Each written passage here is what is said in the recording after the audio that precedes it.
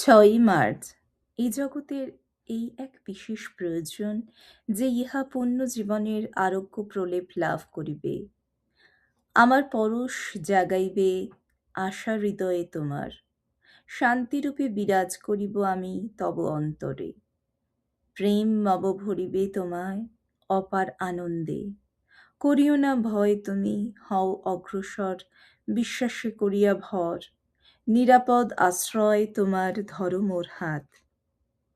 এমন এক লোক আছেন যিনি নিজের ধর্মকে প্রকাশ্যে প্রচার করেন না, অথচ তিনি যেন সকল ধর্মের মূর্ত প্রতীক।